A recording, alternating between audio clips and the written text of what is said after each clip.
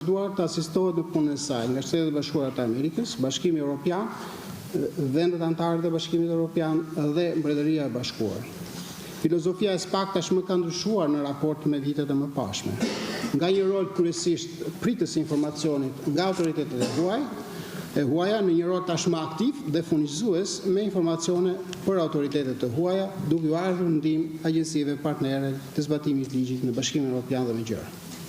Kërkesat për ndihmë juridike janë drejtuar nga ana autoriteteve të huaj gjyqësore të vendeve europiane, rajonit, si dhe atyre të Amerikës Latine. Duke ndalur veçanërisht në ndërlidhjen tonë të përditshme me Eurojust dhe Europol, dhe ky bashkëpunim ka qenë shumë intensiv dhe i kënaqshëm. SPAK ka nënshkruar gjatë vitit 2024 3 marrëveshje bashkëpunimi.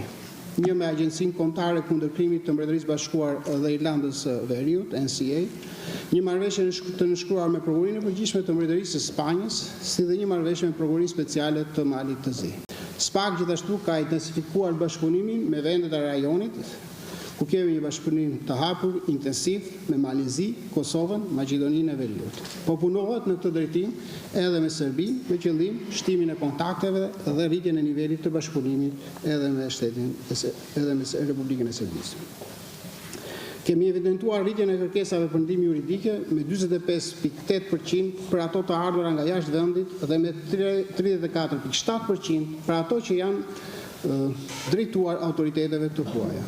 Ky trend pozitiv tregon një rritje të nivelit të bashkëpunimit dhe të besueshmërisë të autoriteteve të huaja ligjzbatuesve për Prokurinë e Posaçme.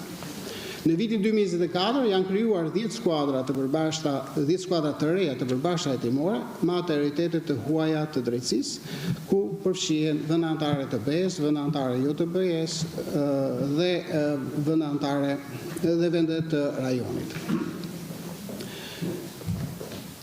Fokusi i punës së Prokurisë së Posaçme ka qenë edhe përmbushja e rekomandimeve të Kuvendit të Republikës së Shqipërisë apo dhe të Këshillit të Ministrave.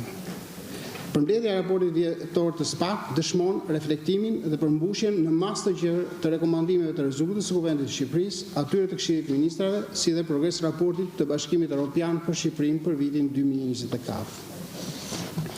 Gjatë vitit 2024, SPAK ka përmbyllur kornizën e saj strategjike në bashkëpunim të ngushtë me partnerë ndërkombëtar ku përfshihen Plani strategjik 2024-2027 për Prokurinë e Posaçme kundër korrupsionit dhe krimit të organizuar, strategjia e etikut dhe sigurisë kibernetike, strategjia e komunikimit me media vitet 2025-2028, strategjia e hetimit dhe parandalimit të krimit zgjedhor, strategjia e burimeve njerëzore për vitin 2024-2026.